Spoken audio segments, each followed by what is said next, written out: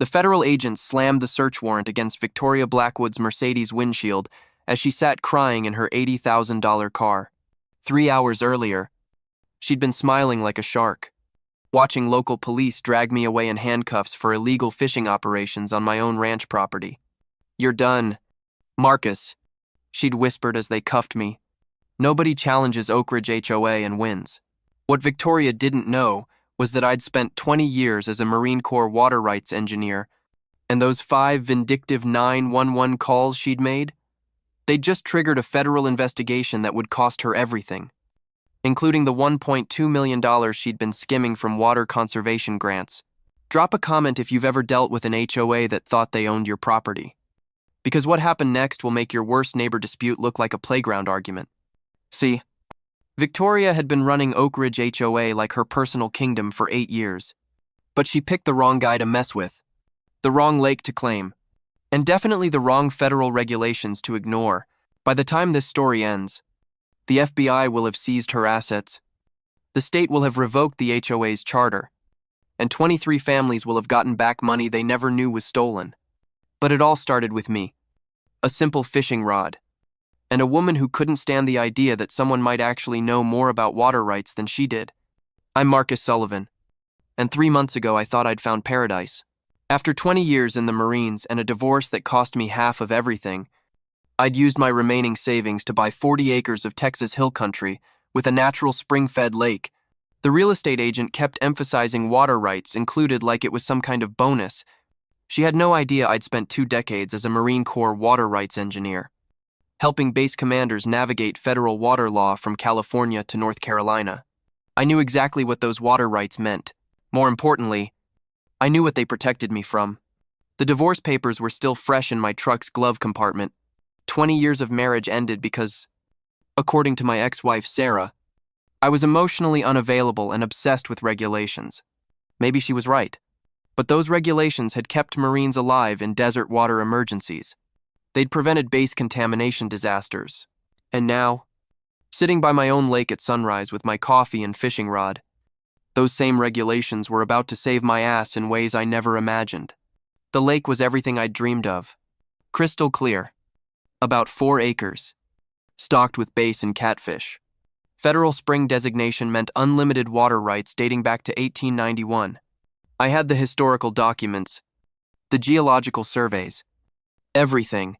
But on day 3, while I was teaching myself to fish again after 20 years of military busy work, I noticed something odd. A woman in a golf cart, parked about 200 yards away, taking pictures of me with a telephoto lens. When I waved, she drove off fast. Real fast. I should have known right then that trouble was coming. Victoria Blackwood arrived the next morning like she was conducting a military invasion. Black Mercedes SUV. Personal license plate reading, HOA-1, and an entourage consisting of 2 HOA board members and what looked like a private security guard. She stepped out wearing a cream-colored business suit that probably cost more than my monthly pension, designer sunglasses, and the kind of smile politicians use right before they screw you over. "Mr. Sullivan," she called out, walking across my property like she owned it. "We need to discuss your water usage violations." I set down my fishing rod slowly. In the Marines, we learned to recognize different types of authority. Real authority came from knowledge and responsibility. Fake authority came from titles and attitudes. Victoria Blackwood was definitely the fake kind. "Ma'am," I said, staying polite but firm, "this is private property. You're trespassing." Her smile never wavered.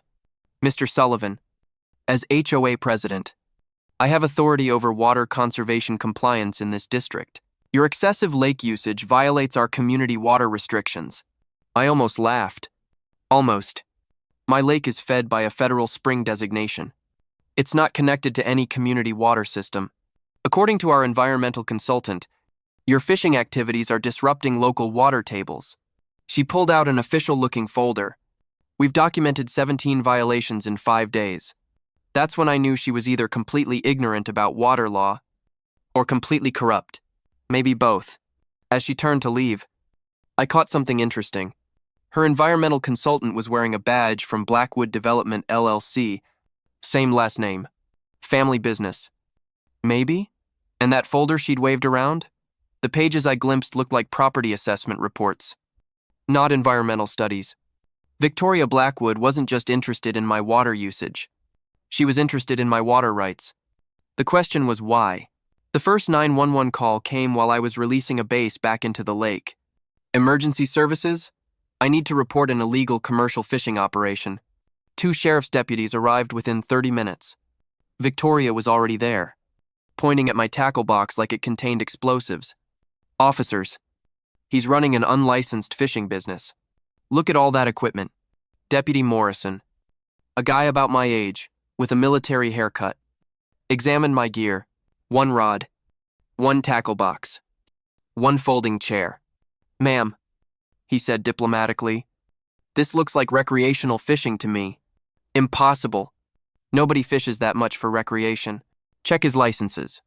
I handed over my Texas fishing license, my military ID, and my property deed. Morrison studied everything carefully, then looked at Victoria. Ma'am, he's legally fishing on his own property. That's about as legal as it gets. Victoria's face flushed red. This isn't over. 4 days later, Victoria escalated. This time she brought a hazmat team. Officers, he's contaminating the watershed with chemical fish attractants. My environmental consultant detected suspicious chemical levels downstream.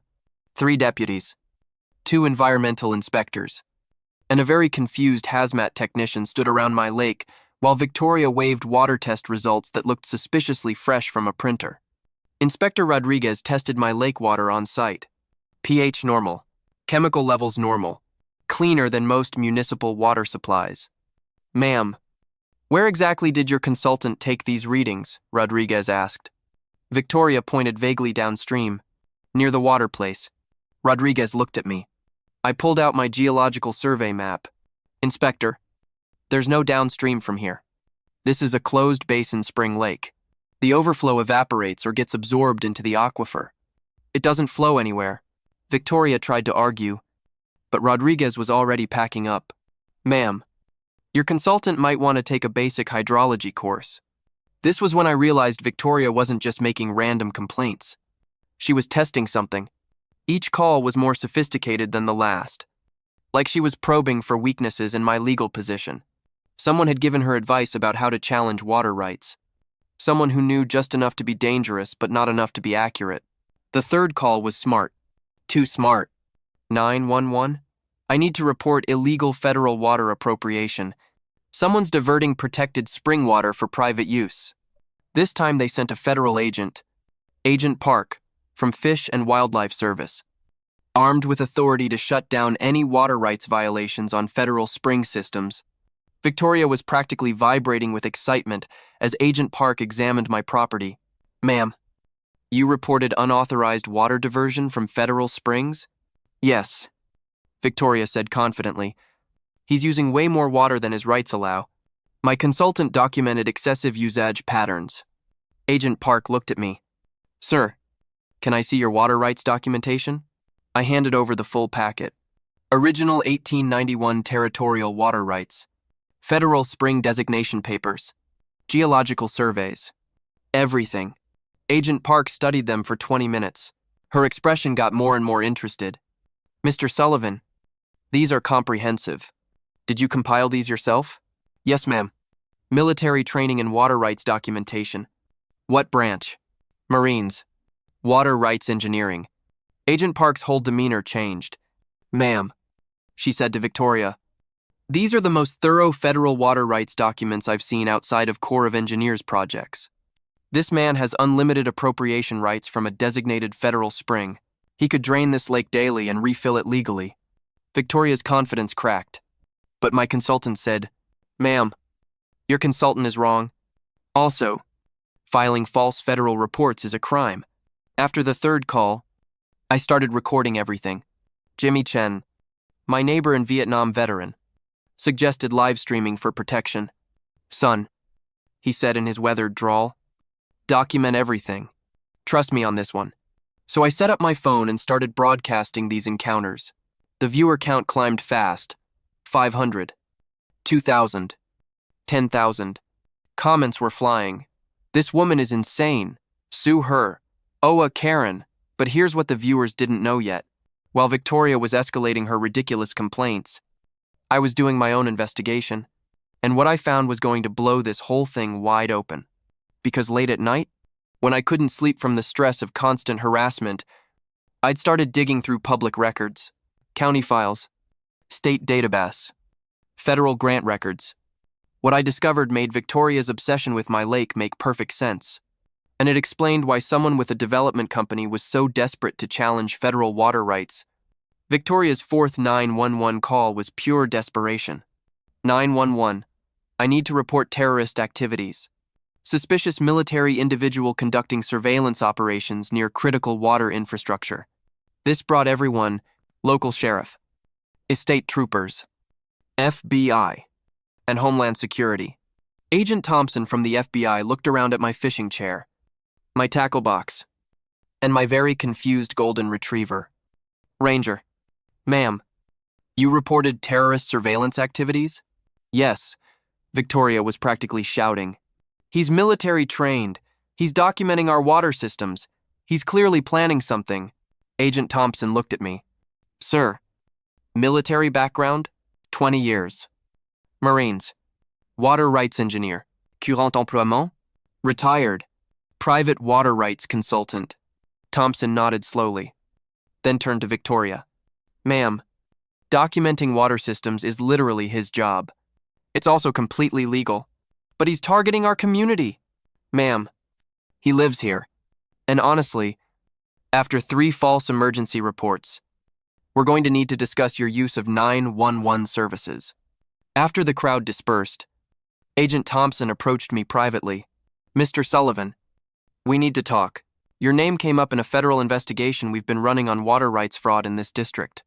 My heart stopped. Investigation? Not as a suspect.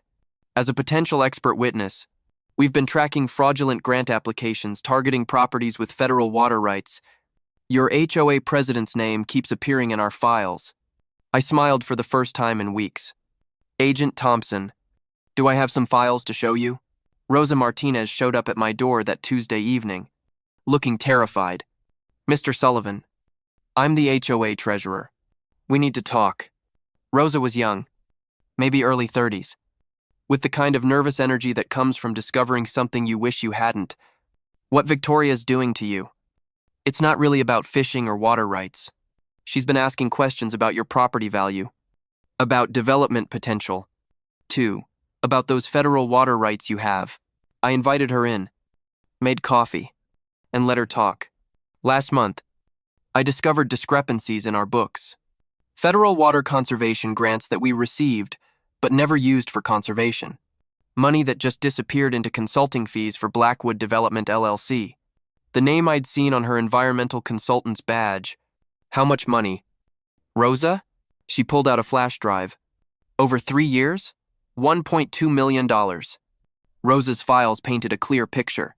Victoria had been using HOA authority to apply for federal water conservation grants, then funneling the money to her family's development company for environmental consulting. But here's where it got interesting. The consulting reports were all about identifying properties suitable for water, conservation, easement, acquisition.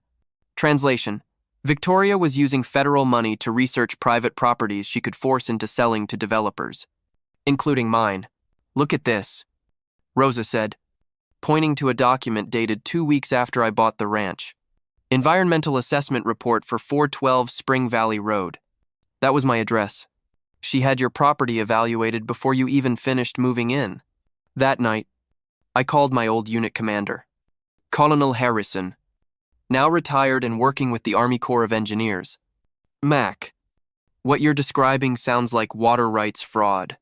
That's federal jurisdiction. Big-time federal jurisdiction. How big? Colonel? Depends on the money trail. But if she's using federal grants to target properties with federal water rights, we're talking RICO territory. Organized fraud against the federal government. I felt that old Marine precision clicking into place. Time to stop playing defense. Colonel, I need a favor. Can you connect me with someone at the FBI who handles water rights fraud? Already dialing. Mac, already dialing. The pieces were falling into place faster than Victoria could cover her tracks. What started as harassment over fishing rights had uncovered a multi-million-dollar federal fraud scheme, and now, with Rosa's evidence and federal attention, Victoria Blackwood was about to discover that some Marines never really retire from the mission. 2 weeks later, Agent Thompson called with the plan. "Mr. Sullivan, we need Victoria to make one more move. Something definitive. We want you to announce that you're considering selling your water rights to a development company. Won't that tip her off?" "Exactly. We predict she'll make contact with offers that expose her entire operation." I announced my sale consideration at the next HOA meeting. Victoria's reaction was immediate and telling. "Mr. Sullivan, as HOA president, I have first right of refusal on any water rights transfers in this district." That was complete bullshit, and she knew it, but she was desperate. "Actually, Mrs. Blackwood, federal water rights can't be restricted by HOA bylaws. Then I'll file an environmental injunction. Protect the community water table. With what standing? You're not a government entity." Her mask was slipping. "I have connections. People who owe me favors." 3 days later, Victoria called me directly. "Mr. Sullivan, I represent a consortium of environmental investors. We're prepared to offer you $500,000 for your water rights, plus an additional $200,000 consulting fee for your cooperation with our community water conservation project." I almost laughed. She was offering me $700,000 of federal grant money to sell her my own water rights. That's generous. "Mrs. Blackwood, can I see the documentation?" "Of course. Meet me at the HOA office tomorrow at 7 p.m. Bring your federal water rights papers." I called Agent Thompson immediately. "She's making her move." "Perfect. We'll be listening." The HOA office meeting was surreal. Victoria had prepared an entire presentation about water conservation partnerships and environmental stewardship. Charts, graphs, official-looking documents with federal agency letterheads. She'd gone all out to make this look legitimate. "Mr. Sullivan, by transferring your water rights to our conservation trust, you'll be protecting the community for generations. And this trust is funded how? Federal water conservation grants. We're very successful at securing government funding." I leaned forward. "Mrs. Blackwood, are you saying you want to buy my federal water rights with federal money intended for water conservation?" "It's not buying. It's environmental partnership. How many other properties have you acquired this way?" Her confidence wavered. "Several. All willing participants. Including the Henderson Ranch, the Martinez property, the old Campbell place. Those were legitimate transactions.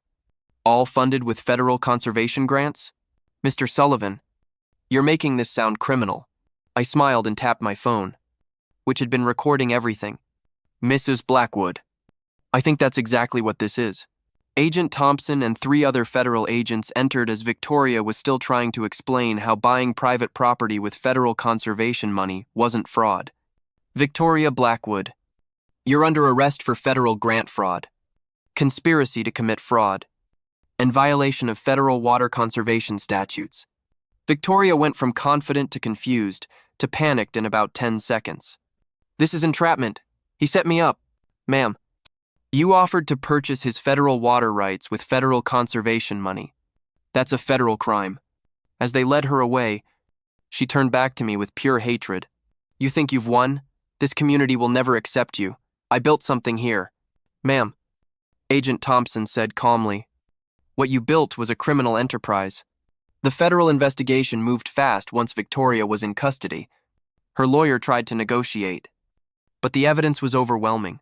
Rosa's financial records, recorded conversations, bank transfers, forged environmental reports, victim testimonies from 23 families who'd lost property to fake conservation easements.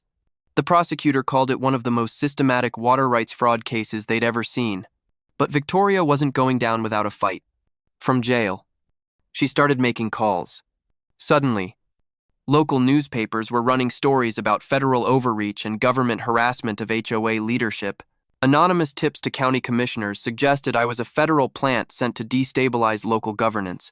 Someone even started a petition claiming my military background made me a security threat to the community. She's trying to flip the narrative. Agent Thompson explained during one of our preparation meetings.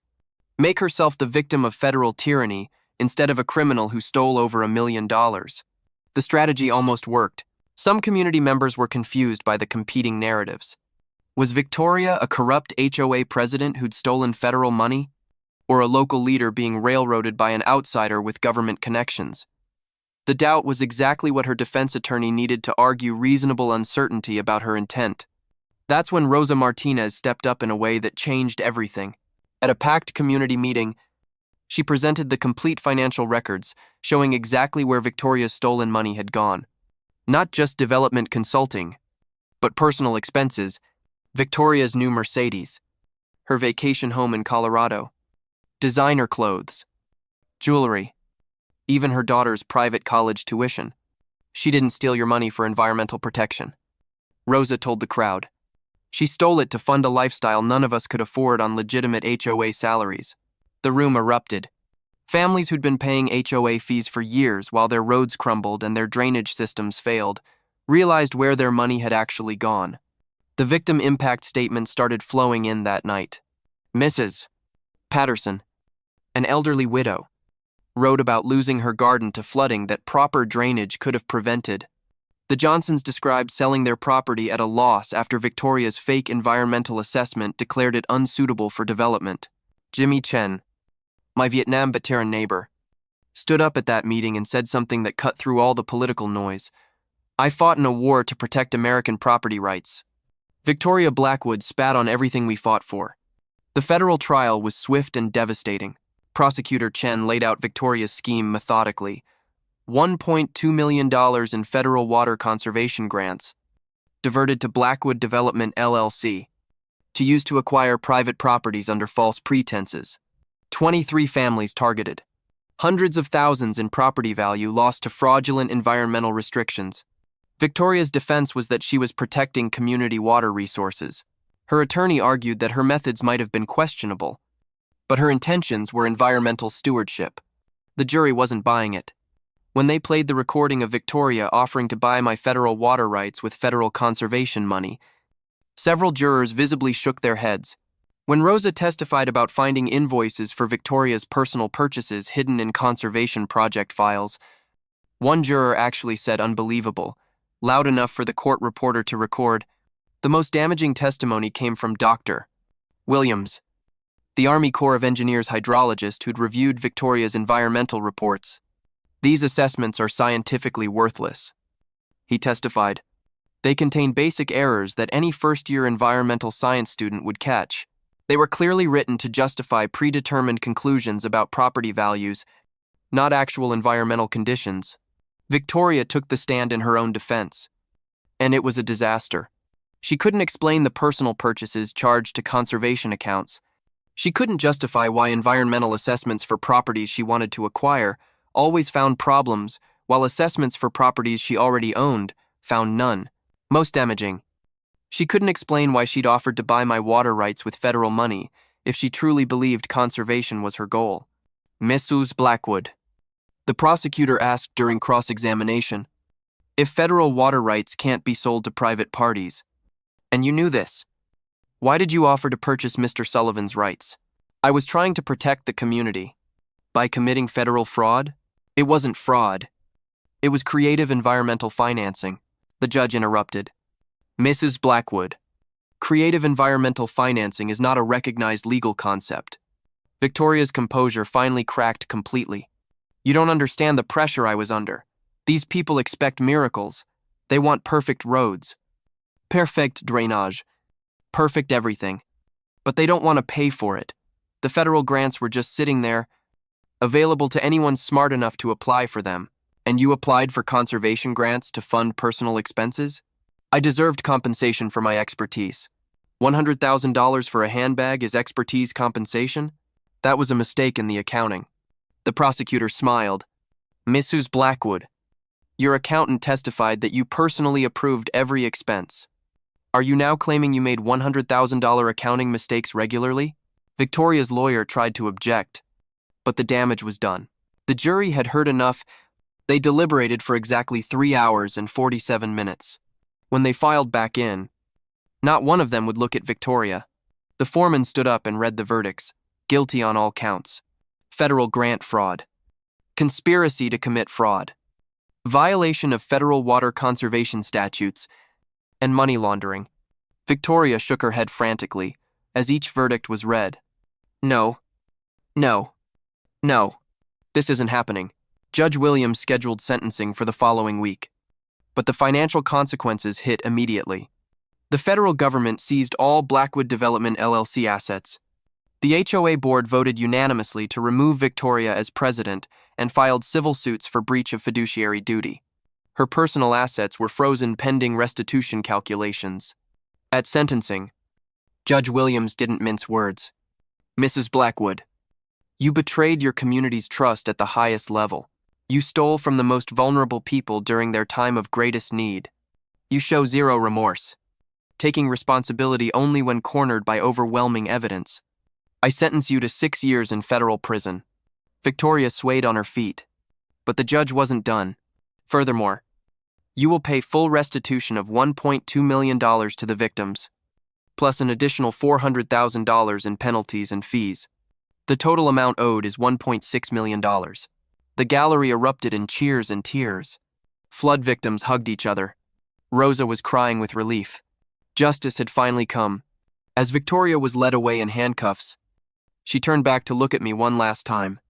But instead of anger, her expression was empty, defeated. The woman who'd thought she could intimidate a Marine with fishing violations had learned the hard way that federal law trumps local politics every single time. But prison wasn't Victoria's only problem. The federal seizure of her assets revealed the true scope of her fraud.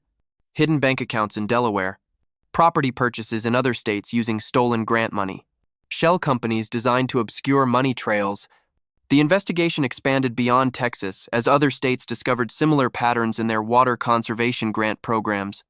Rosa Martinez, now HOA president, announced that recovered funds would be used to restore wrongfully acquired properties to their original owners.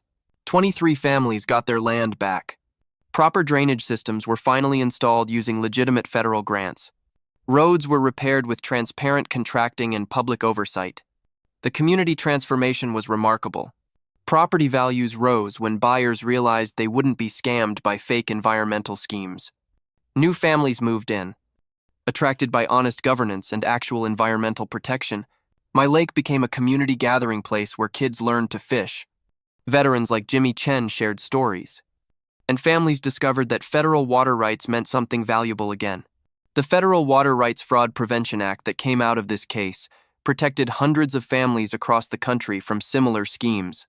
Congressional hearings revealed that Victoria's methods had been copied by corrupt officials in 17 states. The legislation required environmental assessments to be conducted by certified independent agencies, not family development companies. 3 years later, I'm still fishing that same spot every morning. Same chair, same lake, same sunrise. But now I understand what my ex-wife meant about being obsessed with regulations. Those regulations didn't just protect Marines in combat zones. They protected families from predators like Victoria Blackwood. Sometimes obsession with details is exactly what justice requires. The live streams that started as self-protection had grown into something bigger. People from across the country sent videos of their own HOA corruption stories. Local news stations started fact-checking environmental claims before reporting them. Other veterans reached out to share how their military expertise had helped them navigate civilian bureaucracy. One morning, while I was casting my line into water that sparkled like liquid diamonds, a car pulled up, a young family with 2 kids. Moving into the old Henderson place that had been restored to the original owners, the father walked over, extending his hand. "You're Marcus Sullivan, right? The guy who took down the corrupt HOA?" I nodded. "Just wanted to fish in peace." "Well, thank you. We almost didn't buy here because of all those environmental restrictions. Finding out they were fake. That this is actually a great place to raise kids. That made all the difference." His daughter, maybe 8 years old, was staring at my fishing rod with fascination. "Mister, can you teach me to fish?" I smiled and handed her my spare rod. "First lesson is patience. Fish bite when they're ready, not when you want them to." Victoria was released on parole last year. I heard she moved to Florida. Works at a real estate office. Still convinced she was protecting the environment. Some people never learn. But the Federal Water Rights Fraud Prevention Act that came out of this case, that's protected hundreds of families across the country from similar schemes. If you've ever dealt with corruption in your community, if someone's ever tried to scam you out of property rights you didn't know you had, share this story, because knowledge is the best defense against predators. And remember, when someone tries to steal what's yours, sometimes the best response is to fish their own waters. You never know what you'll catch. Sometimes one stubborn Marine with a fishing rod can change the system. Sometimes standing up to one corrupt official can protect countless families you'll never meet. And sometimes the best revenge is simply insisting that the law means what it says. Even when powerful people prefer it didn't. The lake is still there. The fish are still biting. And every sunrise reminds me that some fights are worth having. Even when all you wanted was a peaceful morning by the water.